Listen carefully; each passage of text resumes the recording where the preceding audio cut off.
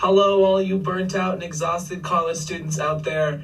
My name is Max Tuning, and welcome to your one-stop shop for understanding subdominant chords and their newfound role in dominant harmony. I would like to preface by saying that I am not a professor. I am not an instructor of any sort. I am just a decent, above-average College of Music student making a guide for other College of Music students because sometimes the textbook is hard to read. The first question we have to ask ourselves is, what is a subdominant chord? A subdominant chord is a chord that leads to a dominant chord. The three types of subdominant chords that we are looking at in this presentation are 4, minor 2-6, and minor 2-6-5. Chord 4 is built off of the scale degrees 4, 6, and 1. 2-6 is built off of 4, 6, and 2. And 2-6-5 has all of them, 4, 6, 1, and 2. The intervals in these chords are very standard and very similar if you've paid attention to any of the other units we have talked about in this progression of theory classes. But for a 4 chord, it's a major third and a perfect fifth above the bass. For the 2-6 chord, it is a minor third and then a major sixth above the bass note. And for 2-6-5, it is a minor third, a perfect fifth, and a major seventh above the bass note. Now, if you were to use a subdominant chord in a minor key, throw everything you know out the window because it is completely and 100% different to anything you've ever learned. I'm joking. Minor keys are not that all too different for a subdominant chord. These chords contain the scale degree 6, which is lowered in minor keys typically. 2-6 becomes a diminished chord, so it turns into a 2 diminished 6, and 2-6-5 becomes half diminished, so 2 half diminished 6-5. Their spellings and qualities may change, but that does not detract from the function. In a minor key, a subdominant chord functions like a subdominant chord. There's not really anything you have to do differently. Now that we are all comfortable and familiar with the spelling, the intervals, and the pitches that make up a subdominant chord, let's go into moving in and out of them within a harmonic progression. Let us start off with what will not lose you points if you have to turn in a baseline and analysis assignment, wink, wink. Tonic, subdominant, dominant, tonic motion is the most common way to include a subdominant chord in a progression, and this will almost never be wrong. Moving from the subdominant to a dominant before a cadence, such as in a TS-DT progression, is very acceptable and very common within the music you are looking at within this semester of theory. One other thing that will not lose you points is if you move to a 1-6 chord before moving to a subdominant chord and then ultimately finishing out the TS-DT formula. What this does is it embellishes the dominant chord by dancing around the scale degrees that exist within that dominant chord. Some acceptable progressions are currently shown on the screen. Just a quick note, the limitations of Google Slides on an iPad are that the expanded vocabulary of symbols and objects no longer exists. So I apologize that I had to spell out dim and half dim in order to show you that these are the kind of chords that we would move to in a minor key. I do apologize. But if you take a look, all of these follow a TS-DT formula. Some of them take out the D and just do TST. Some of them are only TS, but all of these do work in context and will not lose you points if you turn it in on an assignment. Now let us turn and look at what will lose you points if you turn it in on an assignment. Putting a dominant chord before a subdominant chord is not something you should do ever. It's not really how it's spelled out. It's not really how it makes sense if you think of it logically. Why would subdominant become after dominant? That just doesn't make sense. So what you have to do is you have to make sure you're following the TS-DT formula and putting that subdominant chord before the dominant, or else it's not in correct form. If you're in the mood to embellish your dominant harmony before you resolve to it, make sure that you do not put a 2-6 chord before a 4 chord. It is not common and generally not as effective as if you were to use 4 and then 2-6. Those two chords function so similarly that it's an elaboration on a single harmony, but they have to go 4 and then 2-6 or else it's not in proper form.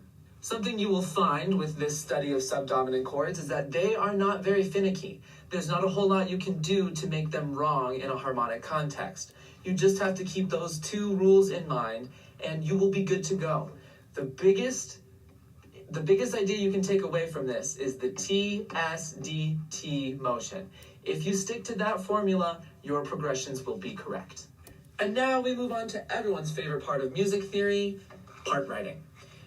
Taking a look at how to double these chords in a 4-part context, you should, if you are using a 4-chord, double scale degree 4, which is the bass. In a 2/6 chord, you have one more option than the 4 chord. You can either double scale degree 2, which is the base of the chord, or scale degree 4, which is the chordal third. For the 2/6/5 chord, that is a 7th chord, and you do not need to double any parts because there should be 4 separate notes. And if there aren't 4 separate notes in that chord, I'd double check. A very important note to make that when you are in a minor key, do not, under any circumstance, double the scale degree 6 in either the 2/6 or the 2/6/5 chord, or rather, the 2 diminished 6 chord or the 2 half diminished 6/5 chord, as doubling scale degree 6 creates a harmony that is too exotic for the type of music theory that we are doing at this stage in our college careers. The tricky part, as always, is the movement into and out of subdominant chords. In order to not create any parallel fifths or octaves, it is imperative that you use contrary motion between the bass and the upper voices. Using contrary motion will allow you to navigate to 5 from a subdominant chord without not using any parallel fifths or octaves, as those are not allowed in music theory for some reason that I am not 100% sure of, but that is a different talk for a different day. Jumping back over to the doubling side of the page, my apologies, you should never, in addition to never doubling the minor 6 scale degree, you should never have the minor 6 scale degree move to the leading tone, which is scale degree 7. This creates a melodic augmented second, which is the too exotic harmony that was mentioned earlier. This should resolve down to 5. Scale degree 6 in a minor subdominant chord is a tendency tone that leans towards 5 and should resolve towards scale degree 5 when it has the chance to. Now that we have covered the technical aspects of a subdominant chord, let us now talk about the emotion and the sound and the feeling that a subdominant chord can bring. A subdominant chord to me, as your speaker, is tranquil and peaceful. It is easy to hear and it brings a sense of delight to the music. It is not a star player of the chord vocabulary. When you think of setting a key, establishing a key, you think 1-5-1 as it covers the tonic and the dominant, the most important functions of a harmony. But the subdominant is there too. The subdominant is subdued. It is sub to the dominant. It is not as loud. It is not as boisterous as a dominant chord. It is not as foundationally as important as a tonic chord. It is suspended, if you will. A 4 chord suspends the motion you need to get to the dominant chord, and in that way, it is delightful. Perhaps my favorite part to a subdominant chord is the fact that 4 participates in the plagal cadence. Now, what the plagal cadence is it occurs after a substantial conclusion to a harmonic or melodic idea. It comes after, say, an IAC or a PAC.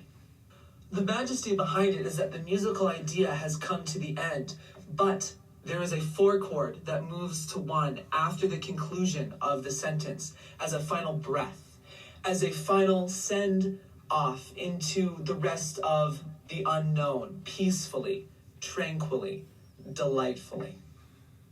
To sum it up, I believe that a subdominant chord is just easy. It's easy to hear. It's easy to write. It is easy to move to. It is easy to understand. In addition to being peaceful, tranquil, and delightful, a 4 chord, a subdominant chord, is simply easy.